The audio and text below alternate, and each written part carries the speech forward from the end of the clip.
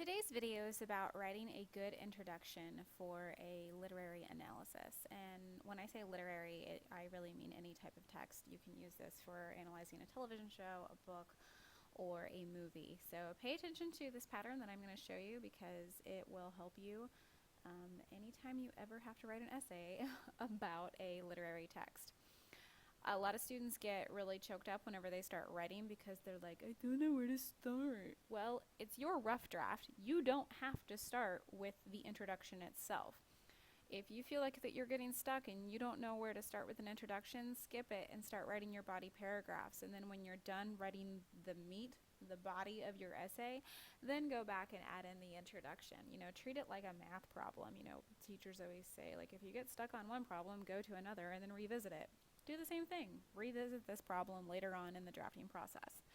Okay, so with that said, when you are writing a thematic essay, the reader should be able to tell what was asked of you by the introduction, okay? Because obviously your teachers or a test gives you a writing prompt. That first paragraph should make it very, very clear what was asked of you and also what the text is that we are going to listen to, all right?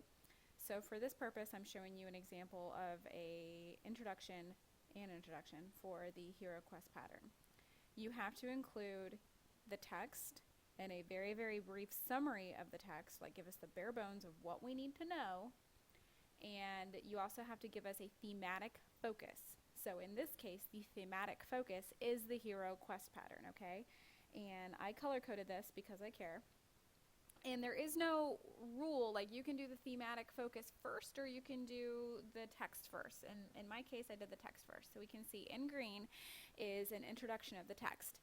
In 2002, a television show called Firefly, it's going to bother me if I don't put that comma in there. In 2002, a television show called Firefly was canceled after one season. However, the show had a rabid cult following and was wildly successful on DVD. As a result, a standalone movie featuring the same plot and characters was released as Serenity in 2005. The story of Captain Malcolm Reynolds and his spaceship Serenity enthralled viewers with adventures pirating in the blackness of space and fighting the invasive controlled unified government, the Alliance. Okay, right there. You don't need to know, like, okay, so there's like this ship and it's a really terrible ship, and it has a captain named Mal, and he used to fight in this war, and his second in command, her name's Zoe, and she fought in the war too, and they're known as browncoats, and then they pick up these people, like, see, I'm boring you already, but it actually is a really good show, you should watch it. You don't need to know all that, you just need to know it's about space, and there's people in space, and they're pirates, and they're flying away from the government. That's all you need to know. Like, think about Harry Potter. Can you condense Harry Potter into 3 sentences? Harry Potter is the story of a boy who survived a dark wizard attack when he was a young man, but then grows up not knowing that he's actually a wizard. When he turns 11, he discovers that he is to go to Hogwarts School of Witchcraft and Wizardry, but then he has to face the evil that tried to kill him when he was 11 years old, or 1 year old. See? There. I just told you the plot of Harry Potter without boring you and telling you everything that you don't need to know. Okay. Then we have to get transitioned into our thematic focus, and this is in purple.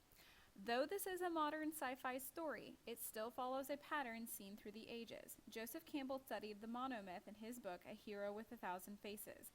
He outlined how stories have all followed an archetypal quest, from the Epic of Gilgamesh to Star Wars. Right there. That tells me right there we're okay, we're going to talk about the show. We're specifically going to talk about like this aspect of the show, all right? So no matter what you were talking about, if you were going to talk about just examples of study of villains, like in Firefly / Serenity, that's where it would go. Like, it doesn't matter. That's your thematic focus. You have to explain what your thematic focus is. The very last sentence in your introduction will always be the thesis statement.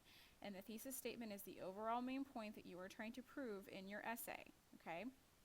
And here it is in red because I made it red. It's super important. The film Serenity features parts of this pattern and includes parts such as the call to adventure, the ultimate boon, the woman as temptress, and the magic flight. Boom, right there. So, I mean, if I wanted to be like super weak, like I could just cut this out, and that right there is also a thesis statement. But because I thought that was really weak, I kept in like what main points that I would be including. I'm not going to talk about all 17 points of the pattern. I'm only going to focus on these 4 in this hypothetical imaginary essay. Okay, so whenever you're writing your essays, always make sure that it is very, very clear what has been asked of you and what the text is in the introduction. Okay, so look back at this. I hope this helps you very much. If you have any questions, you know where to find me. So good luck.